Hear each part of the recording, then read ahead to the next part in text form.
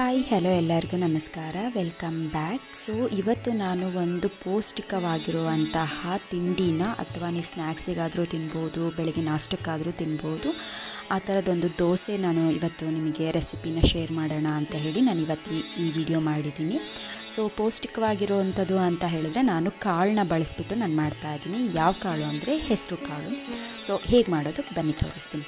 ಈಗ ನಾನೊಂದು ಪಾತ್ರೆಗೆ ನಾನೊಂದು ಚಿಕ್ಕ ಲೋಟದಲ್ಲಿ ಅಂದರೆ ಒಂದು ಸ್ವಲ್ಪ ಕಾಫಿ ಕುಡಿಯೋ ಲೋಟ ಅಂತ ಚಿಕ್ಕ ಲೋಟದಲ್ಲಿ 3 ಲೋಟ ಅಷ್ಟು ನಾನು ಹೆಸರು ಕಾಳನ್ನ ನೆನೆಸಿಟ್ಕೊಳ್ತಾ ಇದ್ದೀನಿ ಬಂದುಬಿಟ್ಟು. ಸೊ ಹೆಸರು ಕಾಳು ಈಗ ಮೊಳಕೆ ಕಟ್ಟಿದ್ದಾಗ ಅಥವಾ ಮತ್ತೆ ಹಾಗೆ ಮಕ್ಕಳಿಗೆ ನೆನೆಸ್ಬಿಟ್ಟು ಕೊಟ್ಟರೆ ತಿನ್ನಲ್ಲ ಅಂತ ಹೇಳ್ತಾರೆ, ಬೇಡ ಟೇಸ್ಟ್ ಇಲ್ಲ ಅನ್ನೋ ಥರ ಎಲ್ಲ ಹೇಳ್ತಾರೆ. ಸೊ ಹಾಗಿರೋರಿಗೆ ಈ ಥರ ಮಾಡ್ಕೊಡೋದ್ರಿಂದ ತುಂಬ ಟೇಸ್ಟ್ ಇರುತ್ತೆ. ಸೊ ಚೆನ್ನಾಗೂ ಅನಿಸುತ್ತೆ, ತುಂಬ ಚೆನ್ನಾಗೂ ತಿಂತಾರೆ ಸೊ ನಾನು 3 ಲೋಟ ಹೆಸರು ಕಾಳಿಗೆ ನಾನು 1 ಲೋಟ ಅಕ್ಕಿ ಹಾಕ್ಕೊಂಡಿದ್ದೀನಿ. ನಾನು ಸೊಸೈಟಿ ಅಕ್ಕಿನ ಹಾಕ್ಕೊಂಡಿದ್ದೀನಿ. ಇದನ್ನು ಚೆನ್ನಾಗಿ ವಾಶ್ ಮಾಡಿ ನಾನು ಈಗ ನೆನೆಯೋಕೆ ಇಟ್ಕೊಂಡಿದ್ದೀನಿ. ಇದು ನೈಟ್ನ ನೆನೆಸ್ಬಿಟ್ಟು ಬೆಳಗ್ಗೆ ರುಬ್ಬೋ ಅಂಥದ್ದು. ಈಗ ನೈಟ್ ನಾನು ಇದನ್ನು ನೆನೆಯೋಕೆ ಇಡ್ತಾಯಿದ್ದೀನಿ ಬಂದುಬಿಟ್ಟು. ಸೊ ಇದಕ್ಕೆ ಇನ್ನೇನೂ ಹಾಕೋದು ಬೇಡ, ಅಂದರೆ ಉದ್ದಿನ ಬೇಳೆ ಆಗಲಿ ಮೆಂತ್ಯ ಈ ಥರದ್ದೇನೂ ಬೇಡ ಇದಕ್ಕೆ.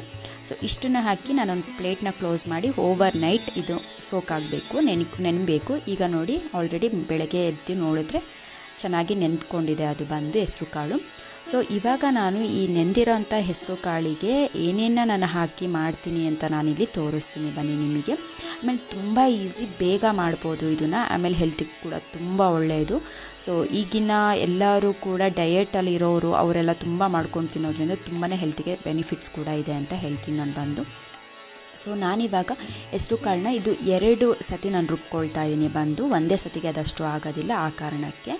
ಸೊ ನಾನಿವಾಗ ಒಂದು ಸ್ವಲ್ಪ ಎಷ್ಟು ಬೇಕು ಜಾರಿಗೆ ಅಷ್ಟು ಮಾತ್ರ ಹೆಸರು ಕಾಳನ್ನ ಹಾಕ್ಕೊಂಡಿದ್ದೀನಿ ನಾನು.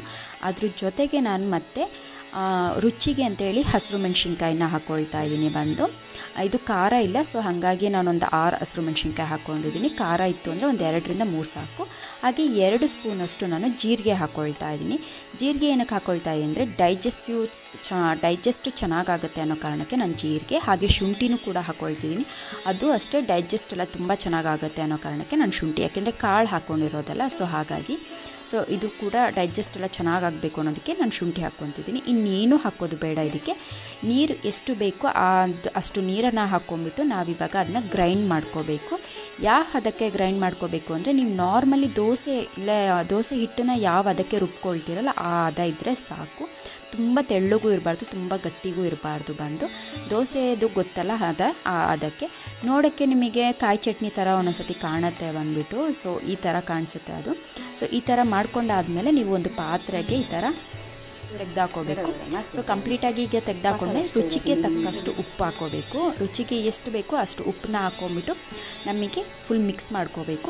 ಇದನ್ನು ನಾವು ಒಂದು 2 ರೀತಿ ಮಾಡ್ಕೋಬೋದು. ಒಂದು ನಾರ್ಮಲ್ ದೋಸೆ ನಾವು ಮಾಡ್ಕೊಳ್ತೀವಲ್ಲ ಆ ಥರ ದೋಸೆ ಮಾಡ್ಕೊಬೋದು. ಇನ್ನೊಂದು ಸೆಟ್ ದೋಸೆ ಎಲ್ಲ ಬರುತ್ತಲ್ಲ ಅಷ್ಟು ದಪ್ಪಾಗೆ ಮಾಡಿಕೊಂಡು ಅದ್ರ ಮೇಲ್ಗಡೆ ಈರುಳ್ಳಿ, ಕೊತ್ತಂಬರಿ ಸೊಪ್ಪು, ಹಾಗೆ ಕ್ಯಾರೆಟ್ ತುರಿ ಈ ಥರ ಎಲ್ಲ ಹಾಕ್ಕೊಂಡು ಕೂಡ ತಿನ್ಬೋದು. ತುಂಬ ಟೇಸ್ಟು ಚೆನ್ನಾಗಿರುತ್ತೆ.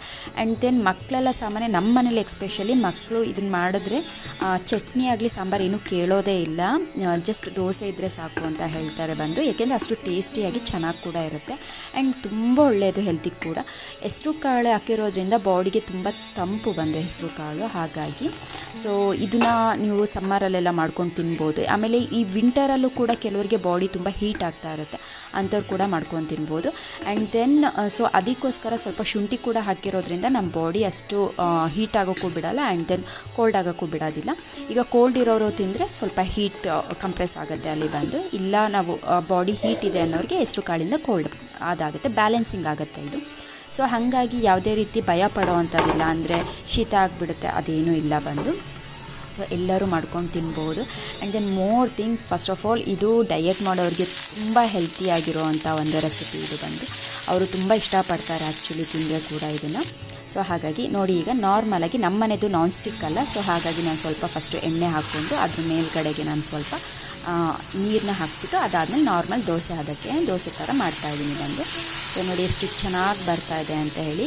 ನಿಮಗೆ ಅದು ದೋಸೆ ಹಾಕಬೇಕಾದ್ರೂ ಕೂಡ ಎಲ್ಲೂ ಸ್ಟಿಕ್ಕಿ ಅನಿಸಲ್ಲ, ಎಲ್ಲೂ ಕೂಡ ನಿಮಗೆ ಹಿಂಸೆ ಅನಿಸೋದಿಲ್ಲ ಮಾಡಬೇಕಾದ್ರೆ, ತುಂಬ ಚೆನ್ನಾಗಿ ಬರುತ್ತೆ ಅದು. ಸೊ ನೋಡಿ ಇವಾಗ ಆಲ್ರೆಡಿ ಅದು ಒಂದು ಸೈಡ್ ಬೆಂದಿದೆ.